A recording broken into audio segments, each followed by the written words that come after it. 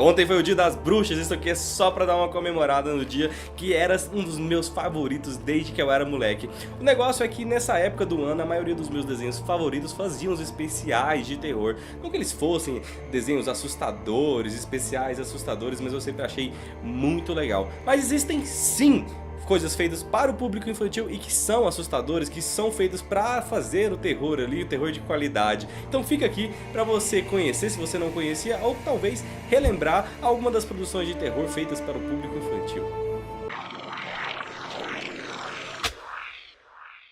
Eu sou suspeito pra falar porque eu adorava mistérios e histórias de terror. Aquele Scooby-Doo antigaço, eu era muito fã, gostava muito daquilo. Tá certo que não era, assim, exatamente um desenho assustador, mas pra falar a verdade, nessa época aí, antigamente também, o povo meio que tratava as crianças meio que de forma esculachada mesmo. Ninguém tava nem aí pras produções infantis, não tinha um roteiro revisado. Na verdade, muitas vezes nem tinha nem roteirista direito, assim, eram histórias bem bobinhas que sempre se repetiam a mesma fórmula ali em todos os episódios. Não tinha evolução dos personagens, nem nada do tipo.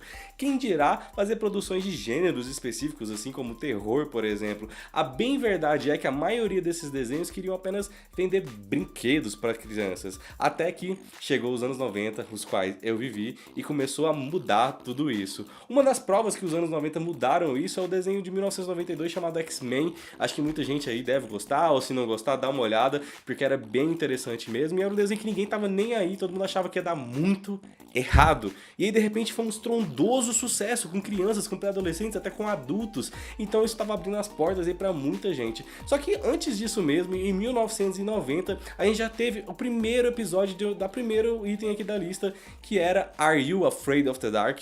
Ou Clube do Terror no Brasil. A abertura já anunciava que aquilo ali não era a típica série infantil que todo mundo estava acostumado. Já era algo que poderia mexer com a imaginação até de adultos, e essa musiquinha do final da abertura toca lá na alma.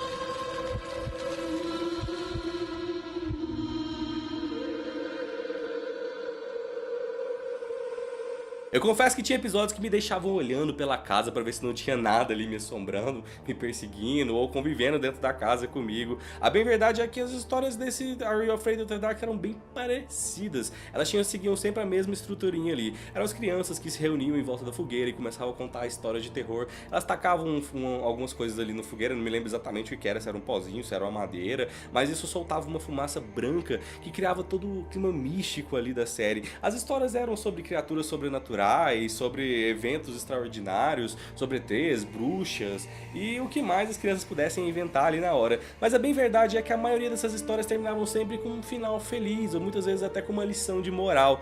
E o episódio em si meio que sempre terminava também com alguém indo lá e apagando a fogueira. Mas eu devo confessar que assistir isso sempre me deixou com muita vontade ali de sentar em volta da fogueira na floresta e contar histórias de terror. Preciso de ajuda com o pó da meia-noite.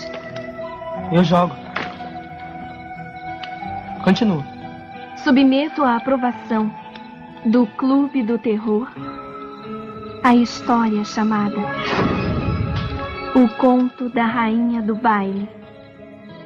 2 anos depois, em 1992, nós tivemos um estrondoso sucesso literário que era o Goosebumps, ou Arrepios em português. Foram mais de 60 livros lançados aí de 92 até 97. E é claro que um estrondoso sucesso desse não podia deixar de ser adaptado para televisão. E a gente tem que começar falando da série de televisão, falando exatamente da abertura. Começava com o autor dos livros abrindo a sua maleta de histórias e ela se espalhando pela cidade para infernizar as pessoas. Eu acho que foi aqui que eu comecei a ter alguns dos meus primeiros traumas de infância com alguns episódios bem assustadores. A gente tinha personagens incríveis ali nessas histórias, como por exemplo o boneco ventriloquista do mal. Não é à toa que o boneco chamado Slap acabou virando o principal vilão do filme de 2015 com o Jack Black, que é um filme que mistura mais ou menos todas as histórias ali do Goosebumps, e é um filme muito legal, muito divertido, não é um filme assim assustador, apesar de ter umas cenas bem legais aí pra crianças, elas vão gostar bastante, mas você também vai gostar porque é um filme animado, um filme divertido, e é um filme que me deu uma certa nostalgia assim também. Eu acho que vale bastante a pena assistir, eu acho que também vale a pena assistir a série dos anos 90, porque ela tem umas coisas bem legais, apesar de que pra gente hoje em dia dia vai ser meio mal feito, meio cafona. Vê com o coração aberto, você talvez vai gostar. E aproveite, por que não, se você está vendo esse vídeo mais ou menos na época que eu lancei ele, no cinema tá passando Goosebumps 2, dá uma olhada lá e talvez se for pelo menos parecido com o primeiro filme, deve ser bem legal. Quem são seus novos amigos? Não somos eu mal amigos. conheço ele. Slap, mas que prazer rever você. Sentiu saudade? É claro que eu senti. Mas agora eu só falei de live action, com efeitos especiais meio estranhos, com pessoas ali, coisas bem anos 90 mesmo. Será que não tem nenhuma animaçãozinha aí, não? Tem sim. Interrompemos este programa para levar até vocês o programa do Coragem, o Cão Covarde, estrelando Coragem, o Cão Covarde. Abandonado ainda filhote, foi encontrado por Muriel, que mora em lugar nenhum com seu marido Eustácio, resmungão. Mas coisas assustadoras acontecem em lugar nenhum. Depende do Coragem salvar sua nova casa. Coragem com Covarde era demais. Pra começar, porque é um desenho, desenho não precisa obedecer às leis da física, desenho não precisa ter muita lógica, e ajudava também pra caramba o fato de que o Coragem vivia ali com esse casal de idosos que era a Muriel e Eustáquio no meio do nada, literalmente no meio do nada. E isso permitia ele que aparecesse patos espaciais, espíritos malignos, alguma coisa bizarra como uma cabeça flutuante careca que tentava matar eles. Ou também tinha o Cats, que era um gato do mal, que era dono do hotel de beira de estrada que parecia o Psicose. Era um negócio realmente maluco. E um dos personagens melhores que tinha no desenho era o computador com o qual o Coragem interagia para tentar saber como se livrar desses espíritos do mal, como se livrar desses monstros que tentavam a todo tempo literalmente matar a companheira dele, quem cuidava dele, que era a Muriel. Pensa, a gente tá falando de matar num desenho para crianças, caramba. E o Coragem, como eu dito, que era um cachorro bem covarde, tinha que salvar a Muriel de tudo quanto é jeito, de tudo quanto é tipo de monstro que aparecia ali naquele lugar. Coragem foi um marco do gênero aí, tem muita gente órfã e parece que vai estar sendo feito um remake, eu acho que ano que vem deve estrear aí o remake de Coragem com Covarde, que eu espero que seja tão bom quanto o original, mas meio que Coragem também marca o fim de uma era, porque ele acabou em 2002 e meio que de lá pra cá a gente não teve nenhum, talvez um grande sucesso assim de um desenho animado pra TV e que fosse tão assustador, ou que talvez tentasse lidar com esses temas tão bem quanto essas outras histórias que a gente falou até agora lidavam. Então as pessoas ficaram meio órfãos mesmo. Cachorro idiota, você me fez parecer mal. Tá, a gente teve sim um monte de séries, um monte de desenhos aí que lidavam com temas do terror, como por exemplo, bruxas, ETs, alienígenas, espíritos malignos, mas normalmente eram coisas mais voltadas pro humor e não tinha essa coisa de causar estranheza que o Coragem causava, por exemplo, os arrepios de Goosebumps.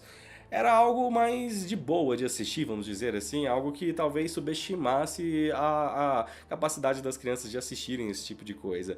Até que eu acabei vendo duas produções que me chamaram bastante atenção. Uma delas pra mim, que é a primeira que eu vou falar agora, é Coraline, devia ser considerado um clássico aí pras crianças. Esse é um filme de stop motion, ou seja, a animação é feita quadro a quadro utilizando bonecos, que conta a história de uma menina que muda para uma nova casa com seus pais e descobre que aquela casa tem uma ligação com um outro mundo em que tudo parece feito para torná-la feliz.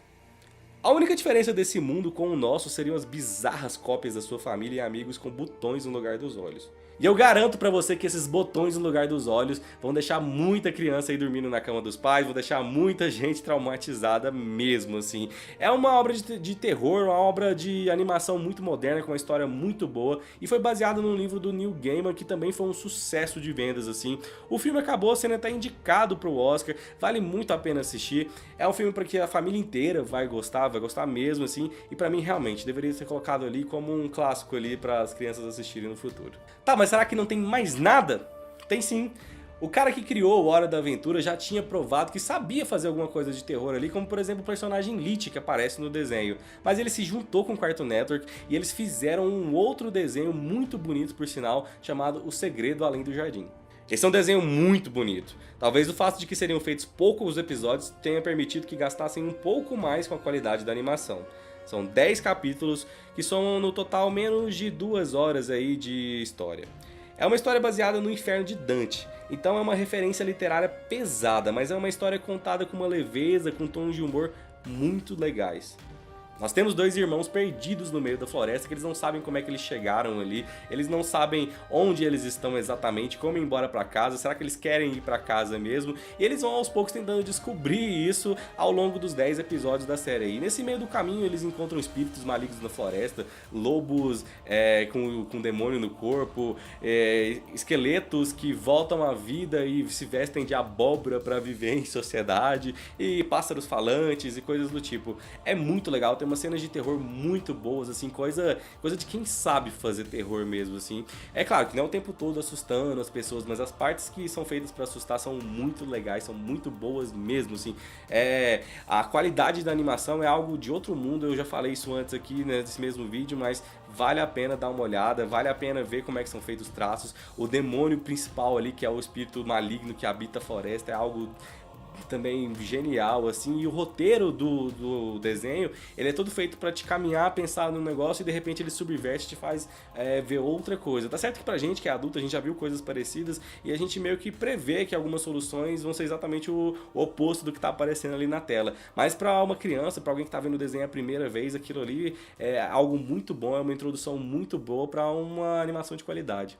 Aliás, se você for assistir essa produção, lá no último episódio vai ter uma cena que muito rapidamente mesmo, vai mostrar o inimigo, assim, da série, né? Vai mostrar ele por alguns segundos, o verdadeiro corpo dele. Dá um pause e dá uma olhada pra você ver o que é assustador de verdade. Mas bem, por hoje é isso então. Eu espero que vocês tenham gostado desse vídeo. Eu adoro falar sobre esse tipo de coisa, sobre esse tipo de série de terror, assim.